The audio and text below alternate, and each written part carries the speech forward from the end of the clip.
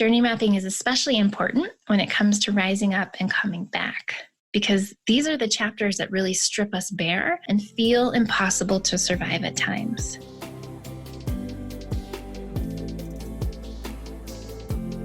Hey everybody, I'm Stephanie Zamora, and this is our first episode on the Tales from the Journey podcast. On this show, we'll be profiling hundreds of incredible purpose-driven individuals from all walks of life. People who've uncovered or deepened their sense of purpose after an experience that left them feeling turned upside down inside their own life. In the first few episodes, I'm going to be highlighting some of the key aspects necessary for uncovering and living out your purpose. We're going to kick things off by walking through my signature 5-phase journey mapping process. Now, understanding this powerful process is going to allow you to have a clear understanding of the journey that you are currently walking and where you are inside of it, as well as what you need to develop to move through each stage. It's what will allow you to rise up and come back in the aftermath of your own challenging chapters and big life transitions, uncovering the purpose of your path and making the impossible happen for yourself. This process really allows you to get clear on what comes next for you, your life, your work, and your relationship. And you'll see it further modeled for you in all of the interviews that we're sharing. Now, maybe you've been through something hard and traumatic, or you experienced a loss that's left you spinning in grief. Maybe you've walked through a big life transition, such as divorce, relocation, the loss of a job, or the ending of a relationship. Or maybe you're finding yourself in a period of life where you just feel kind of meh about things. Nothing is necessarily bad or wrong, but nothing is necessarily good or great either. Whatever it is you're walking through, you're now struggling to relate to yourself, your life, your work, and your relationship. Now, to kick things off, I'm going to quickly share my own story to give you some context around what we'll be talking about and how you can get to know me a little bit better if you're new to my work and my world. Journey mapping is housed under one of our brands called Call of the Void. Now, that name, that particular site, is inspired by the French phrase L'appel du vide, which translates literally to the call of the void. It's that common urge arising within perfectly sane and healthy individuals who have no desire to die to leap off the edge of a cliff. Have you felt it? I certainly have. It's even been studied. Now, I believe this happens because nature activates something inside of us. For a moment, we experience the immensity of the world around us, and we feel a desire to truly come alive, to feel limitless, expansive, and connected to something greater than ourselves, to break free from the boxes that contain us and the roles that confine us, to fly free. It's a strange and beautiful phenomenon that many people experience at some point in their life. Now, this concept of the void is one that's become intimately and passionately woven into my life over the last several years. The void is the inner gateway, the initiation, the path into deeper connection, peace, inspiration, love, purpose, intuition, and source, whatever those things mean to us individually. It's that layer in between, just below the surface of day-to-day life. It's magical, powerful, and sometimes terrifying, but it's a place that we must all visit at some point. That is, if we want to truly step into who we're here to be and the work we are here to do. If we want to live a purposeful, passionate, deeply connected, and fully expressed life. My first experience with the void was entirely accidental, and the memory of that moment is almost tangible for me because it was a moment that changed the course of my life forever. Living in Hawaii at just 24, I had gotten into a huge fight with my then boyfriend. So I went for a drive and I was looping around the island while sobbing endlessly. And at that point in my life, I was so unhappy, depressed, and lost. I had been fighting to find myself for years and I wasn't getting anywhere. I felt like a failure and I really just wanted to give up. I had to park the car at an overlook on the south end of Oahu, and I just sat there in my car crying so hard that I almost couldn't catch my breath. And that's when it happened. I accidentally, without any effort, slipped and fell into the void. I moved through that pocket that felt like death and darkness and emptiness, like I would simply disappear and never return, and I moved immediately into a place of total peace. Suddenly, I was calm. Now, it was almost like an out-of-body experience where I was still very aware of myself, sitting in the car at that overlook, yet my whole being, my soul, myself, felt like they were floating out amongst the stars. I felt true peace and this really clear sense that everything was just as it should be. More importantly, I had this unclouded connection to my true self, seeing and feeling who I was at my core in a way I never had before.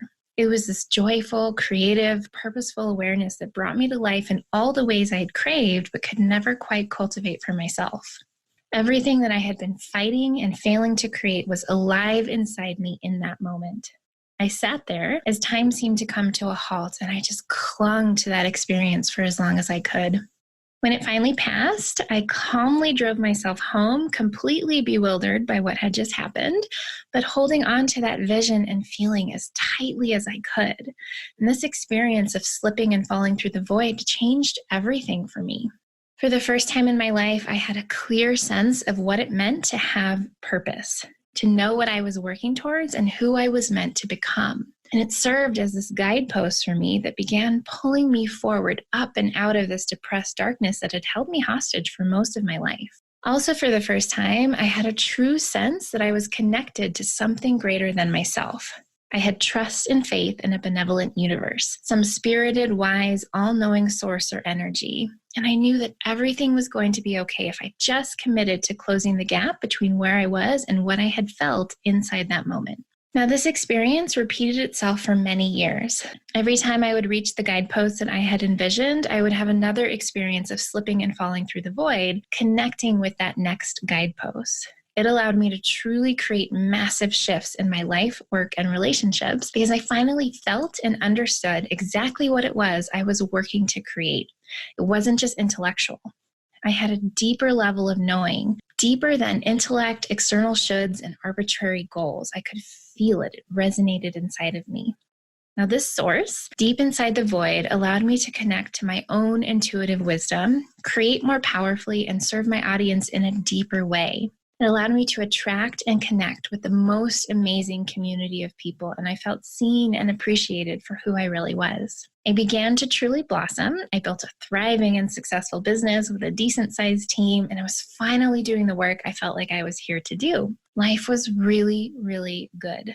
That was until the end of 2014. That is when grief sucker punched me in the back of the head. When my very recent ex-boyfriend decided to take his own life as I vacationed in Hawaii with my family, loss knocked the wind straight from my body and brought me to my knees. Literally, standing in my mom's garage in the middle of the night, talking to a detective and trying not to wake everyone up with my shocked and heartbroken tears. Now, I remember that moment clearly because it was the moment that I cracked so far open, pieces of me went missing, and some of them permanently. Everything about me, my life, my business, and my path changed in a single instant, in ways I wouldn't understand for years to come, and in ways that would test and challenge me more than anything ever has. The fact is, the trauma of this loss broke me, also literally.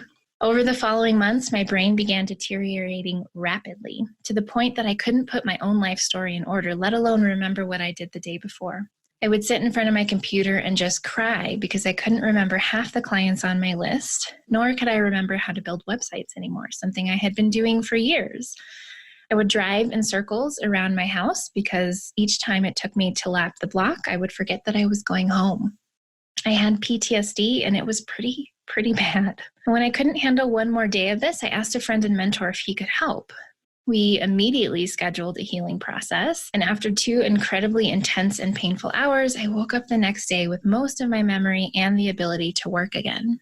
Now, during this experience, I learned that this particular type of process worked with the concept of the void. The idea that all the good stuff we're seeking exists just beyond this pocket of nothingness, that terrifying space of unknown darkness and death we're often too afraid to explore. And we're too afraid because it can feel like we're actually dying. And it's only by moving through this pocket that we can connect with what we're seeking.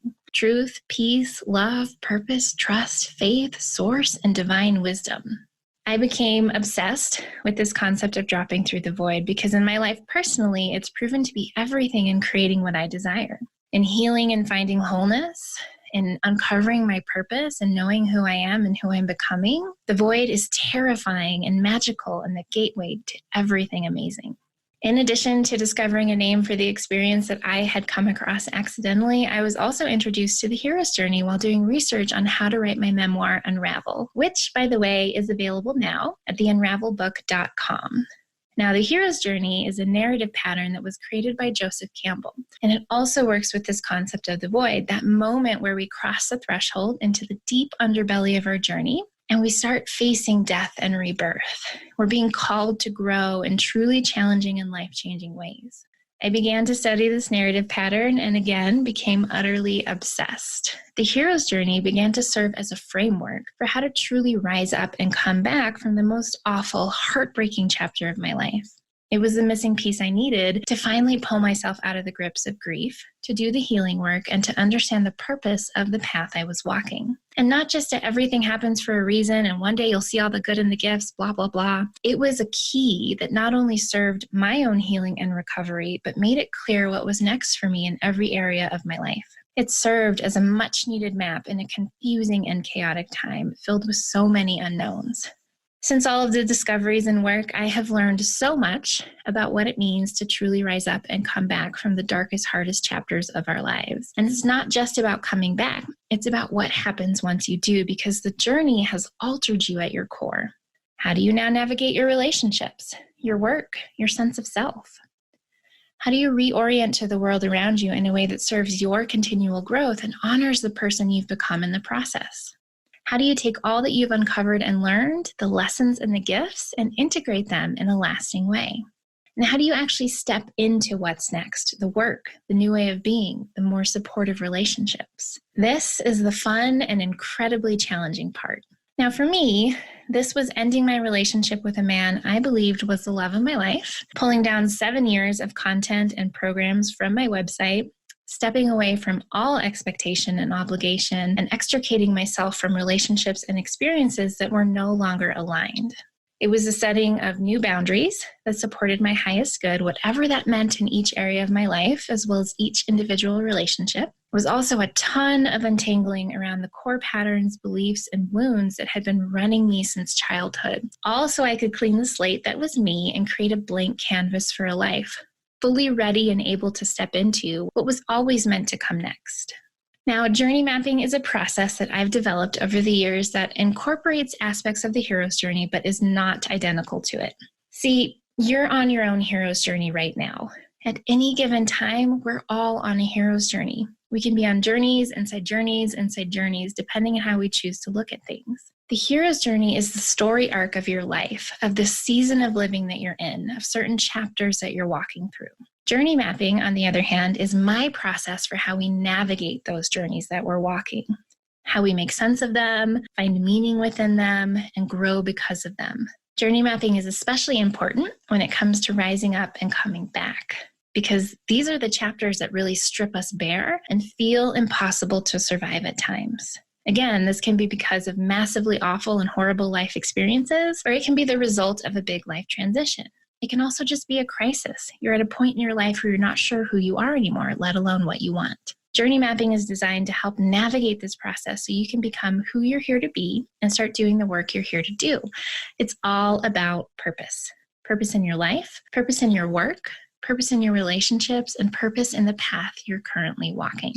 Journey mapping is made up of 5 key stages, and during each of the stages, I'm going to give you some indicators to help you identify where you might be at inside your own process, and at times I'll give you questions to reflect on for yourself. All right, let's dig in. Stage 1 is preparing for the journey. Now, if you're in stage 1, you're generally feeling uncertain about what's to come, and you're ready for a change, but not entirely trusting that it's possible. You're feeling some combination of tired, broken, sad, or lost, disoriented inside your own life, isolated, like no one understands what you've been through or what you're still going through. You want to find your way back somehow, but you're not even sure what that means for you or your life. You're lacking clarity and direction. Now, in order to move through this first stage, you need to develop 3 things. The first thing that you must develop is an ability to tune in and trust your intuition around what feels right for you. In all my years of doing personal growth and healing work, I cannot express how essential it is to cultivate confidence in yourself and your ability to discern between what is right and wrong for you. It's absolutely everything, and it comes down to intuition. Many of the best decisions in my life and business have gone against what was recommended to me or expected of me. I have paid a lot of high-level coaches and mentors a ton of money just to ignore them. My first successful and still incredibly impactful program, I was told not to launch by a coach who I paid $20,000 to learn from. My best service package on the design side of our company has brought in the best clients and the highest profit margins. And every friend, colleague, and fellow designer or agency owner told me I couldn't do it the way I do it. Pulling down 7 years of content during my healing journey went against everything strategic and smart, and it was the best thing I ever did for my business or myself. Call of the Void, Tales from the Journey, journey mapping, none of these things would exist had I not been willing to listen to myself above all else.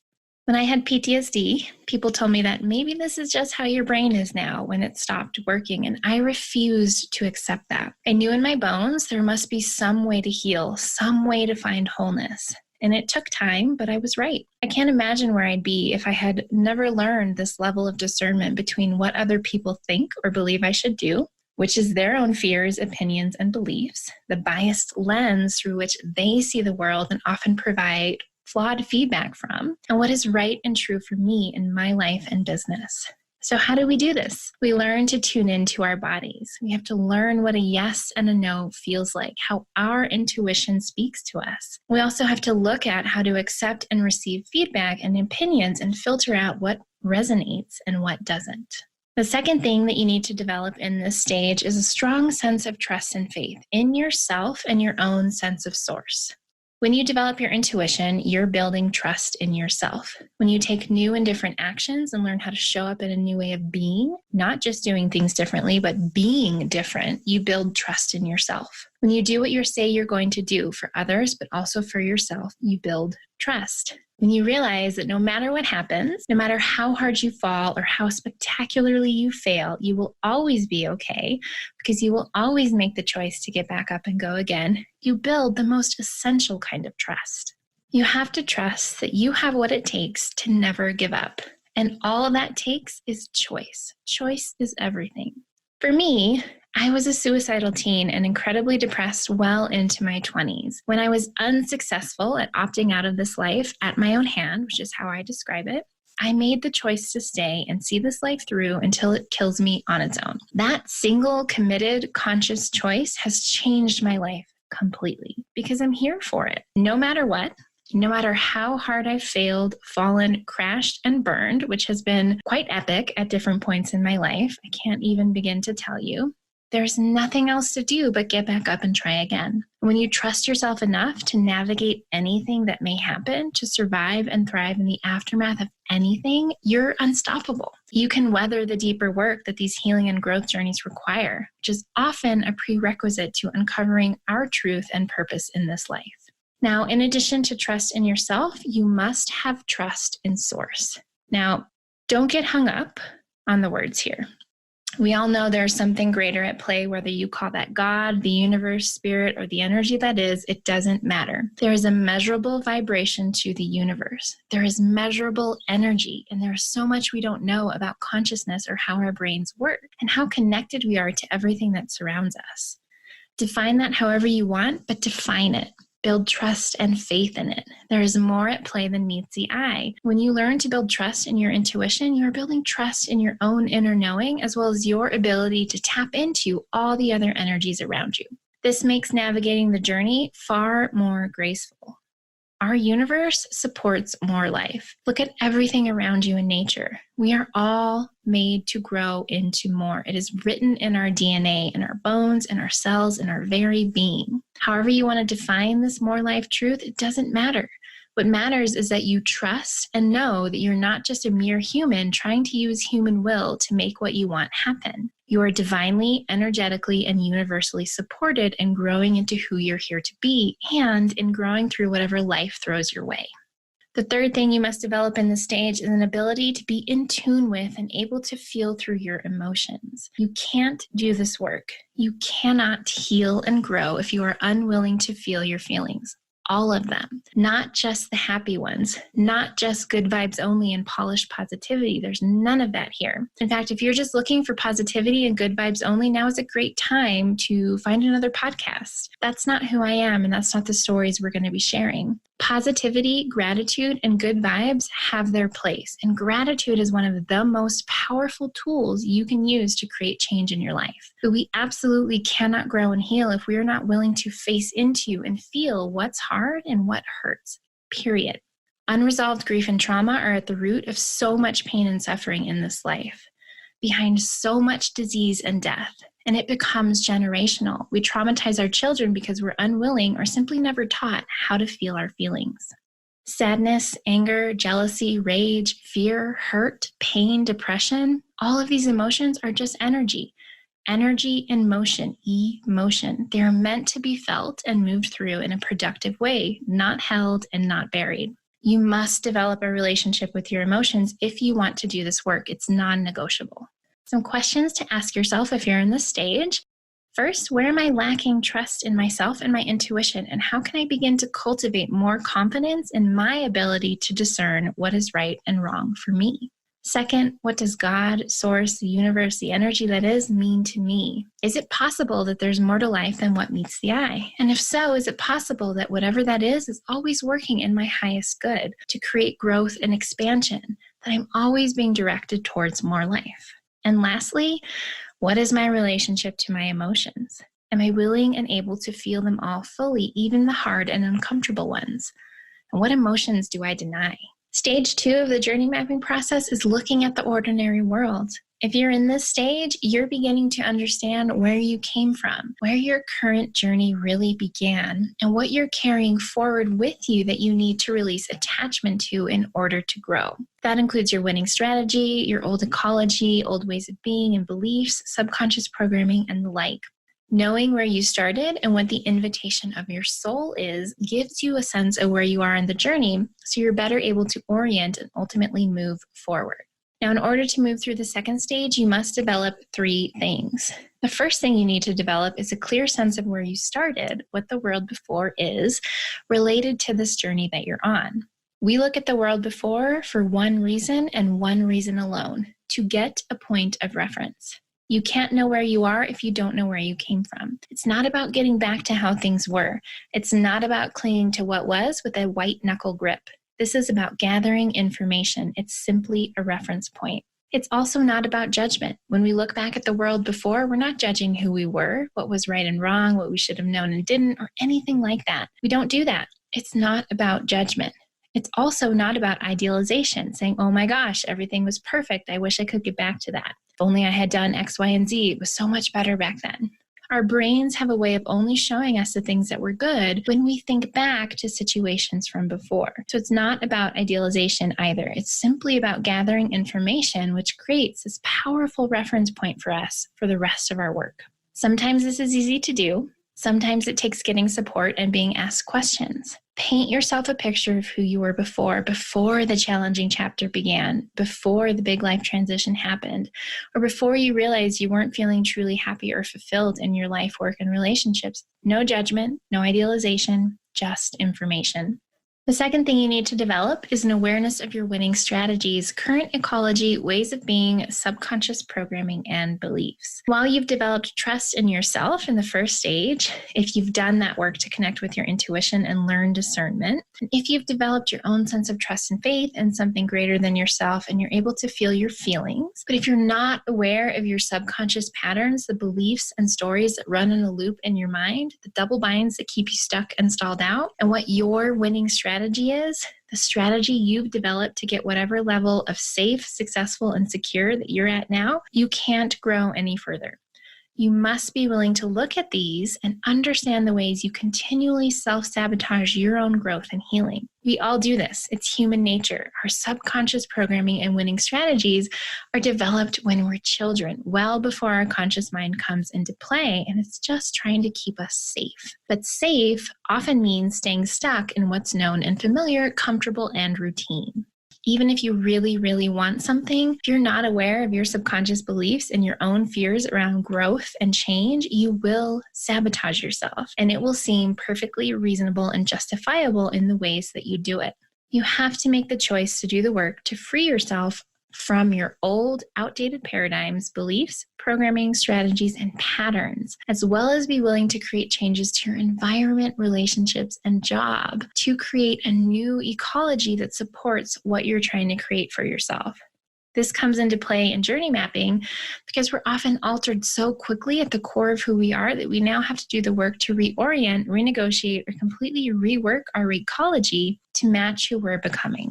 The final thing you need to develop in this stage is an acceptance of the invitation of your soul in one way or another.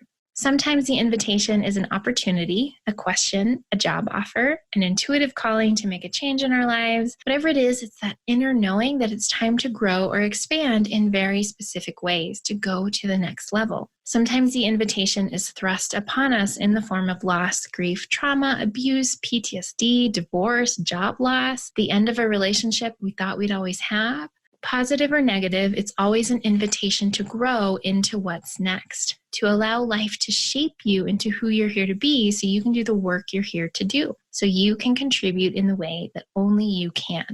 This is the first of 2 big choice points in journey mapping. Now, choice points are places we have to make the choice to move forward. Otherwise, we stall out and we stay stuck. So if you're feeling stuck and stalled, you might still be at this early choice point. You're saying no to the invitation to grow, either because it scares you or requires change and discomfort, or because the invitation knocked you on your ass so hard that you're not sure you have it in you to show up and say yes. Some questions you can ask yourself if you're in the second stage. First, do I have a clear sense of where this particular journey I'm focused on began? Do I have a sense of what the world before is for me? Second, am I truly, deeply, honestly aware of all my subconscious strategies for survival, safety, success, and security? Do I know my winning strategy? The strategy that shows up in every area of my life and drives what I listen for, how I respond and show up in all situations. Have I untangled the deep-rooted beliefs and double binds that keep me stalled out? And lastly, have I said yes to the invitation of my soul, or am I stuck in limbo? Stage 3 of the journey mapping process is navigating the special world. You're in this stage if you're beginning to build confidence in yourself and you're gathering more tools and support for digging into the challenging phases of the journey. You understand that things have changed, that you've changed, as well as how much so, and that the only way back is through. You must now navigate and complete your hero's journey by going through the phases of the special world, preparing for death and rebirth so you can step into what's next. In order to move through this third stage, you must develop 4 things. The first thing you need to develop is a connection to and an ability to utilize mentors, including your own inner mentors. Mentors can be coaches, guides, and anyone who is helping you grow or learn. You're learning from me right now. You might be reading books. You might be going to a therapist or a counselor. There might be other podcasts that you follow online and love to learn from. Maybe you're in a support group or you have an accountability buddy. We all have access to the internet. Just use your discernment. But mentors are necessary as we navigate the unknown of the special world, the deep underbelly of our journey. Choosing mentors requires that discernment. You must choose people who understand and recognize that you're a unique individual having a very personal experience.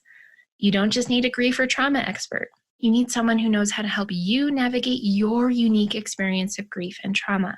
You don't need a brilliant business coach with blueprints out the butt. You need a business coach that can help you develop the blueprint and pathway to build your unique business and vision. The work you do with mentors must be process-oriented. I cannot stress this enough. Everything that we offer in my company is process-oriented, even services like website design. All of our programs are process-oriented, which means they're designed to help you first tune into your intuition, vision, self, and truth, and then walks you through how to best navigate the work from that place, not from my perspective, belief, lens, or opinions. And this is a big difference from what a lot of people are doing in the personal growth and healing worlds, in all mentorship worlds. All of our coaching is also developed around process work. The work that you do with someone else should simply be having a wise and knowing guide who sees and witnesses you and your vision, your unique journey for what it is, and helps facilitate a process. You do the work, you uncover the path. You make the choices and decisions about what's best. The mentor just holds space for that process and helps you go deeper when you get stuck. They never, ever know more than you. I don't care how lost you feel. Don't work with anyone who acts like they know what's best when they haven't taken the time to really understand you and your current journey. Now, to be clear, you don't always need external mentors. That's why in journey mapping, we do specific process work to develop our own inner mentors. And this is an expansion on intuition work, but far more powerful. Really learning to utilize your own inner knowings through inner mentors is really, truly transformational stuff. The second thing you need to develop is clarity around the roles relationships play and a feeling that you're fully supported in yours.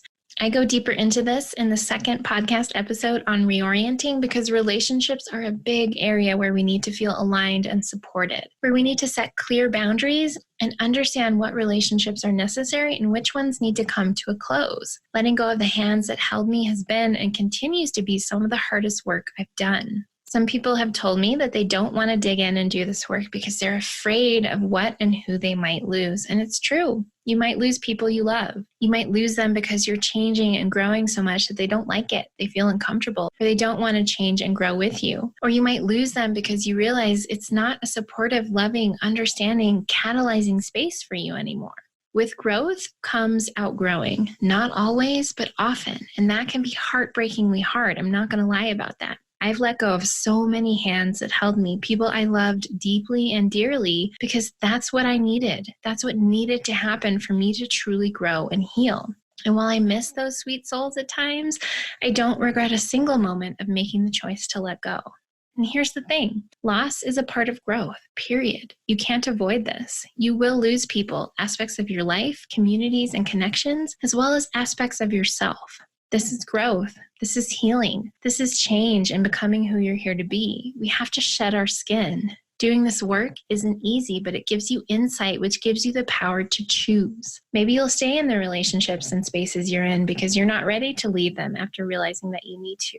That's okay. That's your choice. And maybe you'll walk away down the road when it's time. Either way, it will have been your decision, your informed, conscious choice based on what you want. And I think that that's worth uncovering. The third thing you need to develop is an awareness of how current challenges are shaping you on this journey. Now, this is a mindset shift and a willingness to grow continually. We are always being shaped by life, whether we want to be or not. It's a part of living and loving and losing. It's a part of being human. Life leaves its mark. Relationships do too.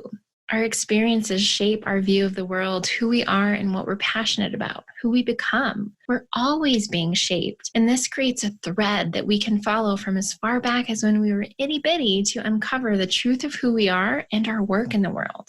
This is a mindset shift. Life is not happening to us. It's not even necessarily happening for us. It's just happening as life tends to do, all around us, all the time. Sometimes life happens in really freaking hard ways. Life certainly happened for me in a very hard and heartbreaking way, but it didn't happen to me. It didn't happen for me either. It just happened. When things happen around us, we get to create the meaning. We get to decide what we do in the aftermath, who we become, and what to make from it. This is what being shaped by life means. Not only do we need to bring awareness to this through mindset and choice, we need to be willing to surrender to the process. It doesn't mean we give up and let life have its way with us, but there is a certain level of letting go, surrendering to the unfolding that is trying to happen in the aftermath of whatever it is we've been through, whether that's a big challenge or hitting a pocket of feeling deeply unfulfilled in our life. Life is always unfolding as we grow, and this comes back to trust. Do you trust yourself enough to navigate this life, no matter what happens, the good and the bad? Do you trust your ability to continually make the choice to heal and grow, regardless of what you experience? The fourth thing you need to develop in this stage is a willingness and ability to surrender to death and rebirth in all forms. There are times that parts of you, your life, your work, and your relationships must die. One of my favorite Rumi quotes is, "Don't worry that your life is turning upside down. How do you know that the side you're used to is better than the one to come?" We resist death and rebirth as much as we possibly can because it's terrifying. Death asks us to go into places and spaces that we don't want to go.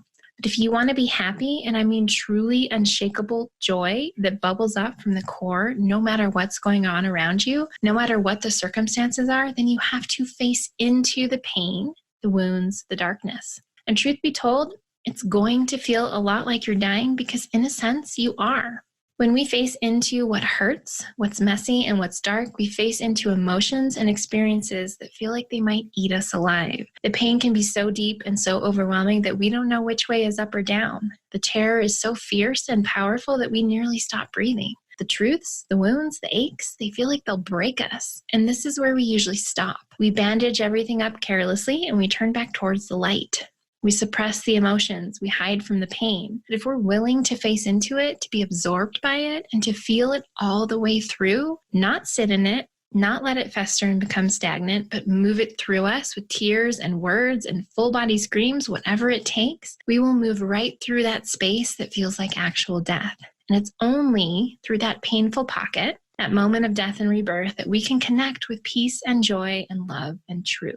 Only through that pocket that we can find the kind of faith and trust that carries us into something even more amazing and joyful and aligned, more so than we ever knew was possible. But it is going to feel like you're dying, because the parts that are clinging to the past with everything in them, fighting to stay in what's safe and known and familiar, they will be released, and we will be reborn with more purpose, passion, trust, and faith, with more freedom and deep joy. Now, some questions to ask yourself if you're in this stage is, first, do I have mentors in my life that work with me from a process-oriented perspective? Are they taking me and my unique vision, experience, personality, beliefs, and desires into account? Second, am I clear on the roles relationships play in my life? Am I feeling fully supported by mine right now? Third, what is my mindset around challenge? Am I willing to surrender to the unfolding and use choice to give it meaning? Fourth, am I willing and able to surrender to death and rebirth in all its many forms? Am I willing to let go of pieces of myself, my life, my work, and my relationships as is necessary to heal and grow? To wrap up, we're going to do a high-level overview of these last two stages, partly because the last two generally require a more personalized approach, and partly because I'm going in depth into what it takes to reorient to your own life, work, and relationships as you make your return in episode 2. So be sure to check that out. Stage 4 of the journey mapping process is choosing the path for your return. If you're in this stage, you're likely feeling a bit raw and somewhat disoriented from the process of death and rebirth.